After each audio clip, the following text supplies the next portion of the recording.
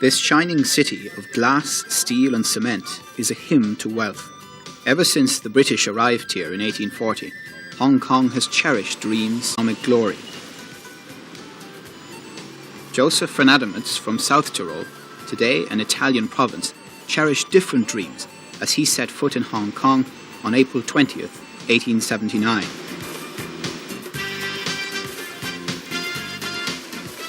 For many years I have been praying that the Lord would show me this land. Now I am here. I am here in China.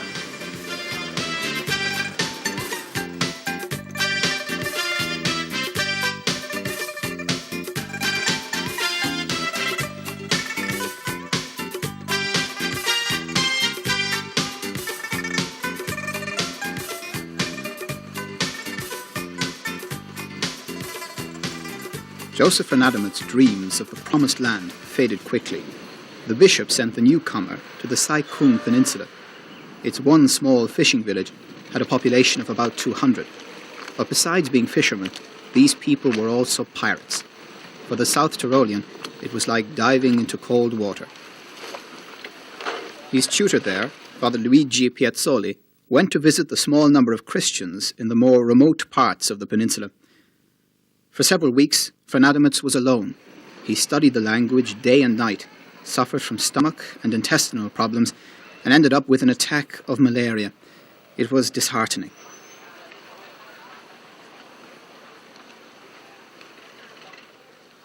After 6 months, it was Freinademetz's turn to travel from island to island, meeting the few Catholics who lived there. He soon realized that these people, who were very curious about Europeans, showed little interest in the good news he brought them. It was frustrating.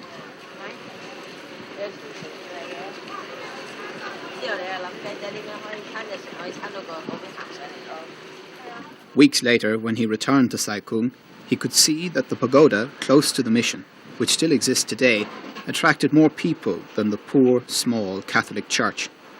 His prejudices deepened. Very disappointed, he writes home, The Chinese are not as blessed by the Creator as Europeans. They simply are incapable of being moved by higher thoughts.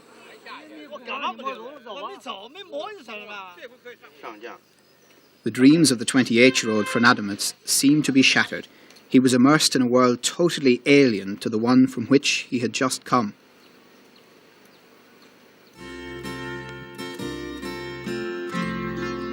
Joseph Freinademetz came from the Dolomites in the heart of the Alps. His homeland, present-day South Tyrol, belonged to Austria until 1919. His family home at Oyes, at an altitude of 1,500 metres, is only 20 minutes from St. Leonardo's parish church. Jovan Mattia Freinademetz and Anna Maria Sotval-Jarret were 4 years married when their son, Joseph, was born on April 15, 1852. They already had a girl and 2 boys. Later, 9 other children were born, 4 of whom died almost immediately after birth.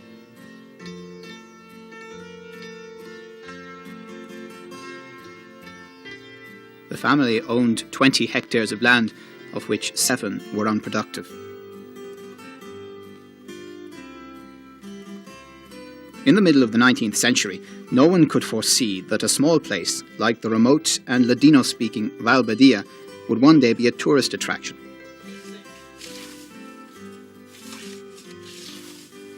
Life in these mountain valleys were characterized by hard labor, poverty, and a deep-rooted faith.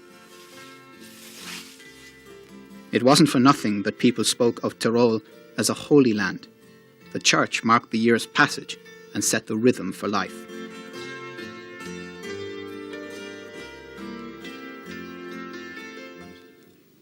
Recitation of the Rosary every evening in front of the family altar was daily practice.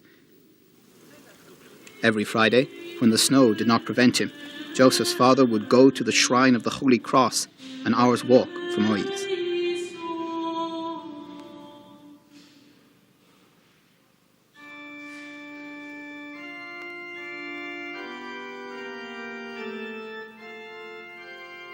The parish priest advised that little Eugep, Ladino name for Joseph, be sent for studies. So the small boy of 10 crossed the mountains to the bishop's city of Brixen with a family friend. It was a 12-hour trip on foot.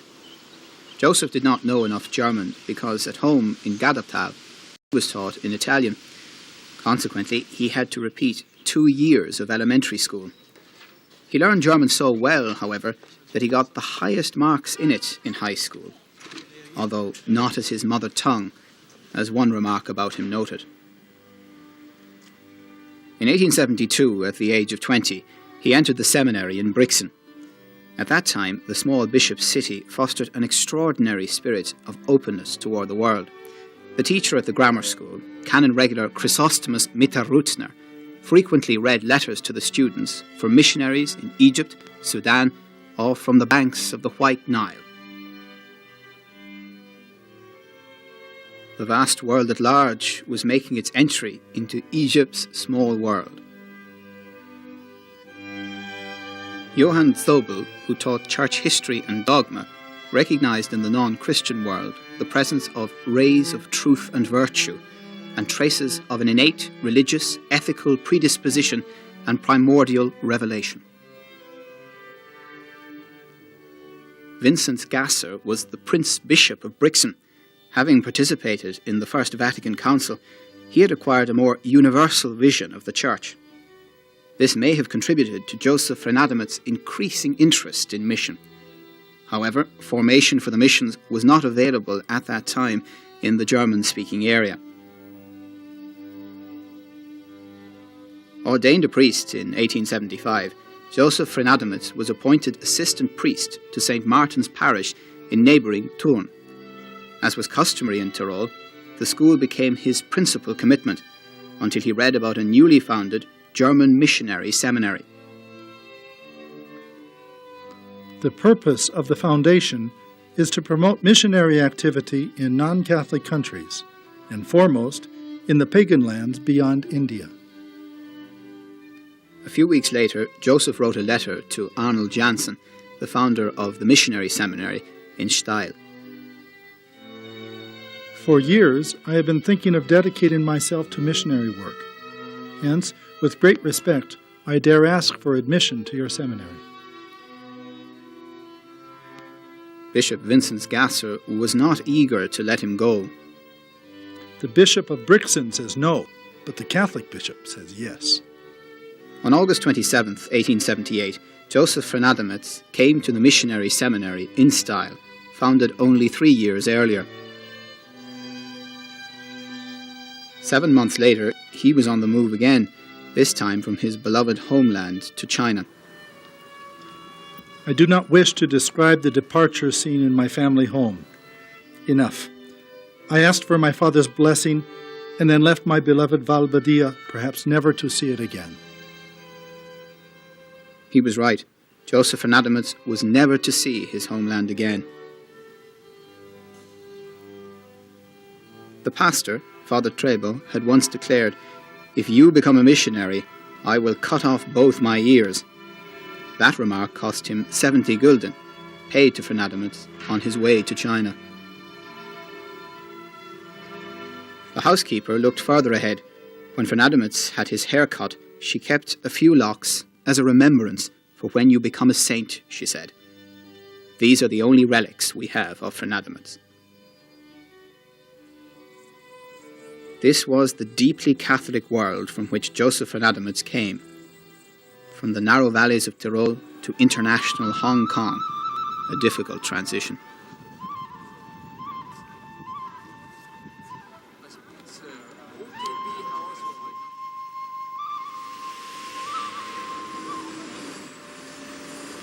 Of the 140,000 Chinese in Hong Kong at that time, only 1,000 were Catholic. In addition to these, there were 10,000 more comprised of English, Portuguese, Americans, French, German, Spanish, Filipinos, Indians, and Persians. Altogether, a small number for the church. His dreams came to naught. Freinademetz wrote, "This was most bitter for a young missionary like me. I came from Europe with fiery zeal and hoped that every evening I would be too weak to lift my arms. tired by too many baptisms and sermons. Instead, my path was covered with thorns, and only once in a while a modest rose would appear.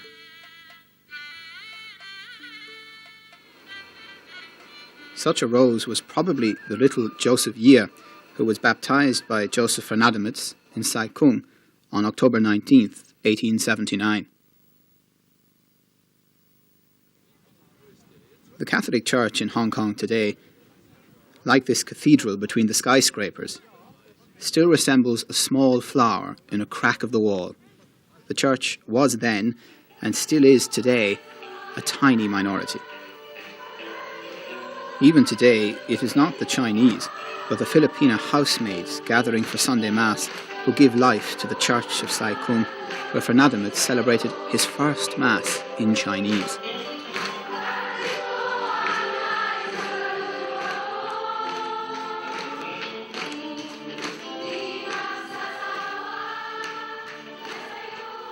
What especially hurt the young missionary was what the children, and not only them, everywhere, shouted after him, "Foreign devil." Back in his homeland, they had kissed his hand and greeted him with, "Praised be Jesus Christ." Filled with prejudice, he wrote, China is really the kingdom of the devil.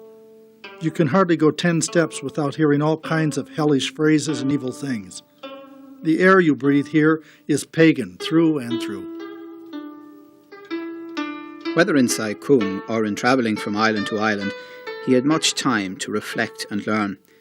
The better he mastered the language, the better he came to understand the Chinese people. For a long time, he had had a Chinese name. From the first letter of the name, Freinademetz, the sign Fu for luck was chosen.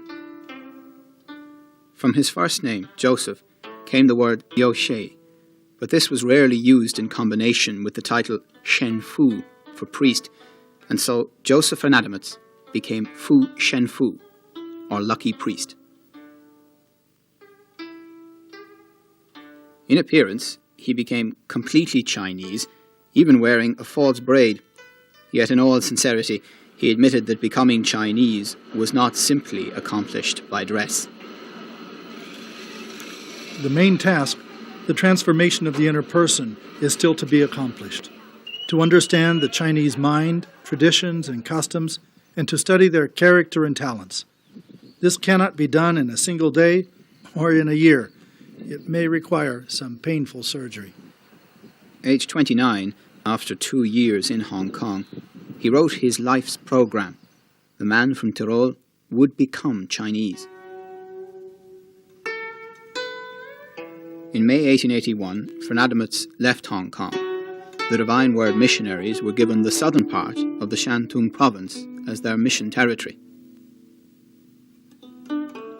There were some 9 million inhabitants in this extensive territory on the Yellow River, but only 158 Catholics.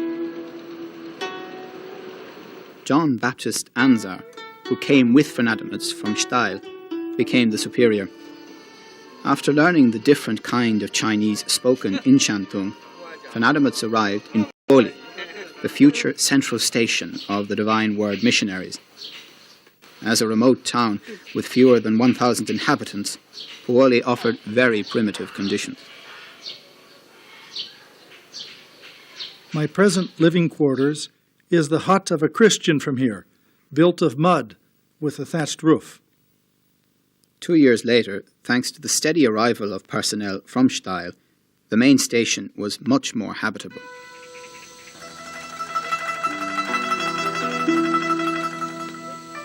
Farming methods in South Shantung have changed little in the past 120 years. Then as now, people and animals do the work. The roads are still much the same as they were when the foreign devil from Tyrol travelled from town to town to win for God the great-grandparents of today's inhabitants.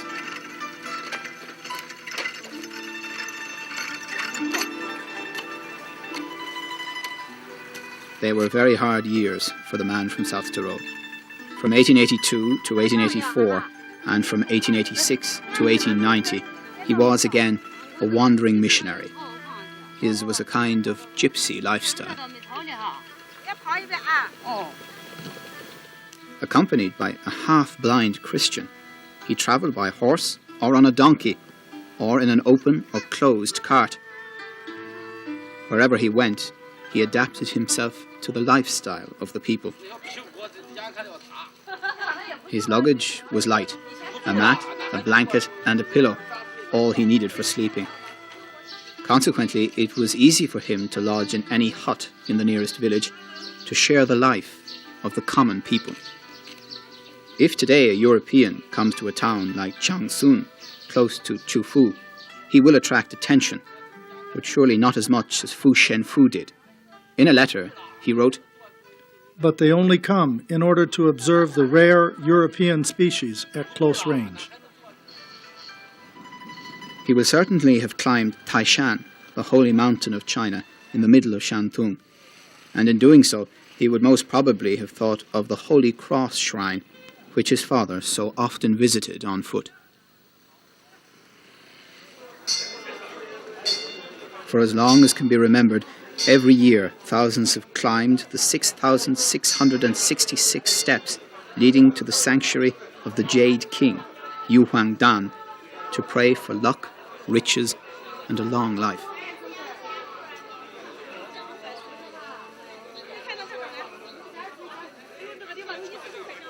Anyone thinking that Mao Zedong succeeded in eradicating the Chinese people's feel for religion will have to reconsider their opinion when they see the many pilgrims at Taishan.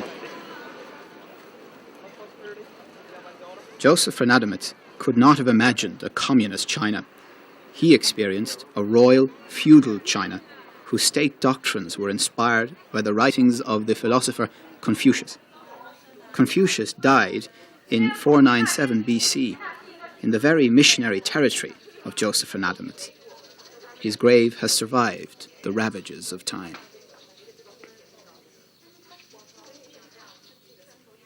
The so-called Confucian scholars were the strongest opponents of missionaries. For them, Christianity was a foreign religion that destroyed traditional China and their authority. Therefore, it had to be opposed by all means.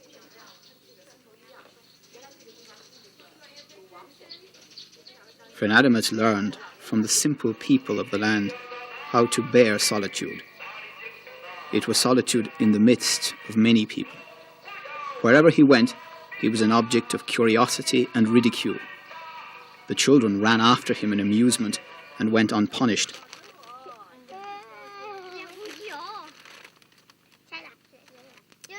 Only when he returned to the main station, which could be after several months, could he talk with his peers.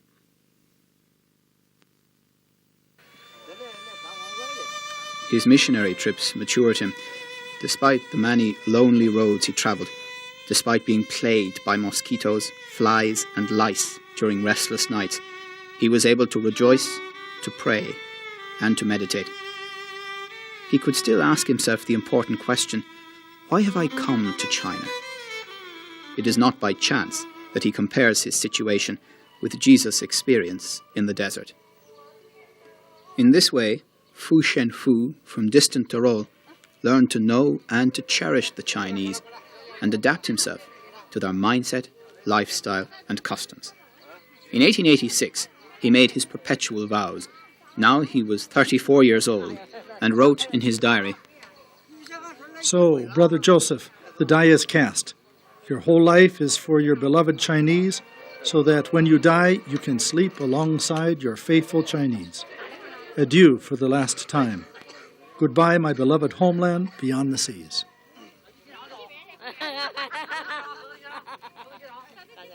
Your entire life is for your beloved Chinese. In these lines, it is not a hero who speaks or wishes to offer himself for China and its mission, but rather one who feels so comfortable among the people from whom he works day and night, that he wishes to be buried among them. They, the Chinese, are the ones for whom he freely and definitely gave up home, family and friends. His sympathy, however, was not rewarded. He openly admits it.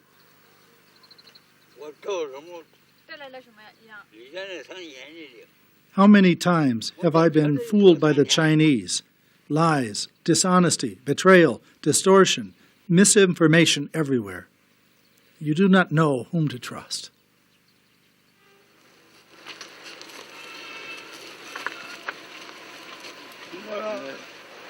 In spite of that, his faith in the Chinese cannot be shaken, not even when he was almost beaten to death in Shaoxing. They pulled out my hair, twisted my arms, and someone took a handful of filth from the dung heap and rubbed it all over my face. I was prepared for everything. I gathered my last strength and began to preach as fast as I could. His persecutors were speechless. The foreign devil, while lying in the muck, still spoke of the wonders of his religion. This probably saved his life. Many of his confreres, who came from Steyr year after year, considered his love for the Chinese exaggerated. He no longer permitted them to speak ill of the Chinese. One confrere even wrote to the founder in Steyr that he should order Joseph Freinademetz back to Europe. The reason being that if he only saw good in the Chinese, he would not be able to convert them. Freinademetz had an answer ready. The only language that all people understand is the language of love.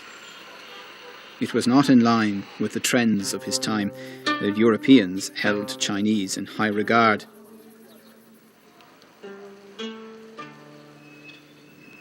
China, with its rich tradition and culture, had reached the low point of its history.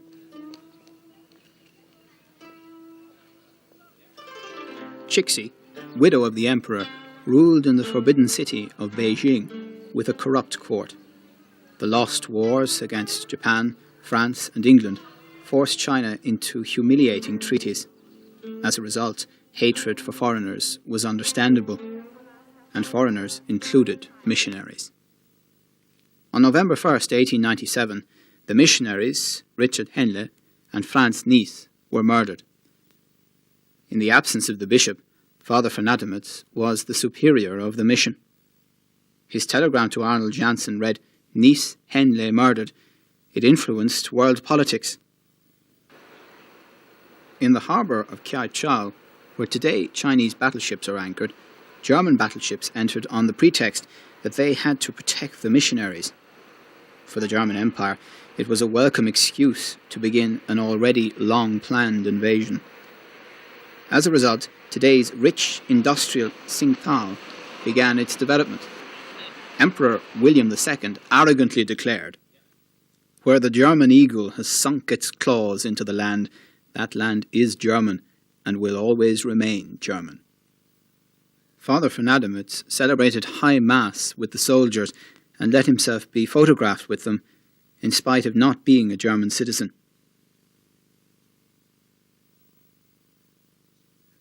His health was no longer the best. In 1898, doctors discovered he had tuberculosis. He was throwing up blood. Bishop Anzer sent him to Japan for a cure, but he was bored. I vegetate for days in this land of the rising sun, caring for the health of my poor body. After a month, he was back in China.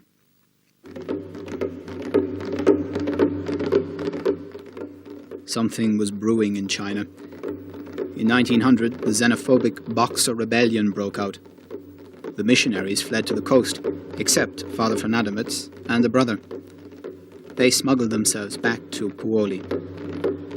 Here, 1,000 Christians, persecuted for their acceptance of a foreign religion, had barricaded themselves in the mission station. Its ruins, even today, give the impression of a fort. Freinademetz prepared himself and the refugees for death. Did he want to become a martyr, offering his life for China?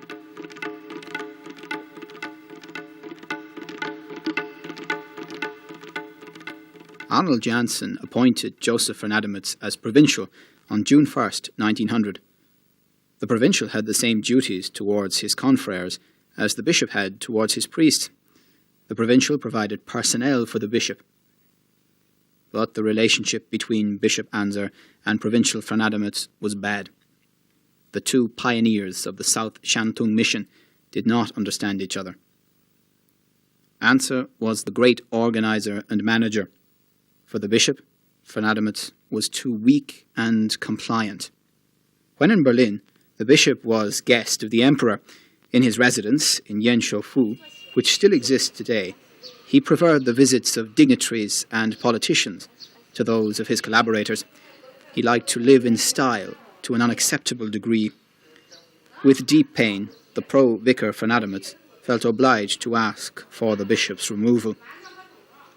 In the meantime, the bishop died. Would Freinademetz be his successor? He wrote to a colleague, "No one puts a mitre on a wooden head." Yet he protested that his name was excluded from the candidates through the intervention of Berlin only because he was an Austrian citizen. He would not have been bishop for long. His strength was spent. When he caught typhoid, he no longer had any resistance to it. He allowed himself to be brought to a small house in Taikia, in which he lived as provincial, and which today is a small shop. Here he passed his last days and hours. These commemorative plaques in Latin and Chinese have survived the passing years and remind us even today that he died here. With trembling hand, he wrote his last letter. "Dear Father Roise, I write from my bed sick with typhoid. I have to prepare for my last hour. Let the will of the Almighty God be done." The missionaries took their leave of him and promised to continue to work in his spirit. He replied, "You want to continue to work in my spirit? I haven't always done things correctly." On Tuesday, January 28th, 1908, around 6 p.m., he died. Fu Shenfu had reached the age of 56. Father Johannes Duster wrote in his diary, "A heavy blow. We immediately prayed for the deceased and also to him. Many Chinese came, prayed, and wept. One of them said, 'I feel as if I have lost my own father and mother.'" Freinademetz's last wish was to be buried in the so-called Chinese cemetery, but this desire was not honoured as he was buried in the cemetery for missionaries. During the Cultural Revolution, his grave was completely destroyed. In the 1980s, a memorial was built at a different place, incorporating the remains of his gravestone. No one doubts that his life's wish was fulfilled. "Even in heaven, I want to be Chinese." By writing Joseph's name into the Book of Saints, the Church honours his deep love for the Chinese. In Taikia, where he lived and died as provincial, the Church has been returned to the Catholics and carefully restored. There you will surely hear Saint Fu Yoshe Shenfu pray for us.